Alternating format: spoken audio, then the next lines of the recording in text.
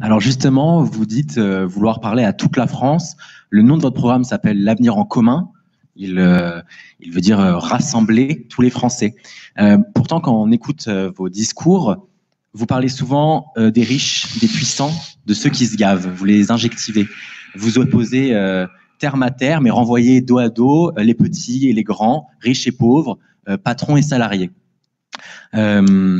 Alors, nous, on se demandait si vous ne confondiez pas un discours d'un candidat à la présidence de la République qui se veut être fédérateur, rassembler tous les Français, comme vous le dites, et le discours d'un député de l'opposition qui parle à son électorat, qui est par ailleurs plutôt homogène. Je me suis mal fait comprendre. Ça arrive.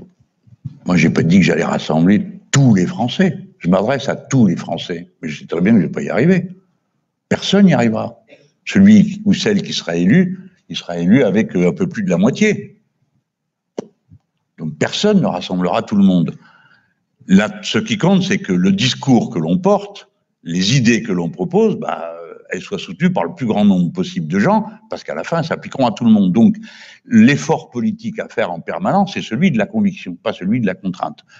Donc, alors bon, ça, c'est la réponse sérieuse. Si je vais vous faire une réponse plus piquante, je vous dirais que s'il me manque que les 500 familles qui s'empiffrent, ça fera pas tant que ça. Il reste quand même plusieurs dizaines de millions de personnes. Donc, non, je ne retire rien de ma critique contre l'hyperaccumulation. La mondialisation, tout le monde le sait, qu'on ferait mieux d'appeler globalisation, mais la globalisation creuse les inégalités, tout le monde le sait.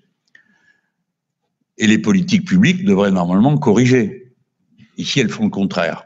C'est-à-dire qu'au bout de 5 ans, les plus pauvres se sont appauvris et les plus riches se sont enrichis. Et au milieu, tous les autres ont couru de tous les côtés pour essayer d'arriver à joindre les deux bouts et de se sortir d'affaire. Voilà. Donc, ma proposition s'adresse à tout le monde. Si vous n'en voulez pas, vous allez essayer le contraire. Donc, par exemple, mettre des centrales nucléaires partout dans le pays, vous serez content parce que vous n'aimez pas les éoliennes, il paraît. Donc, vous préférez les centrales nucléaires et ça ne vous dérange pas d'en avoir une pas loin de chez vous. Vous êtes déjà plusieurs millions à vivre à moins de 100 km d'une centrale.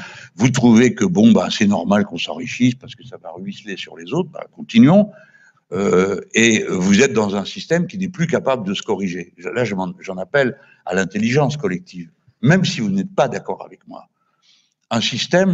Normalement, un système politique doit trouver en lui-même la capacité de se corriger quand il commet des erreurs.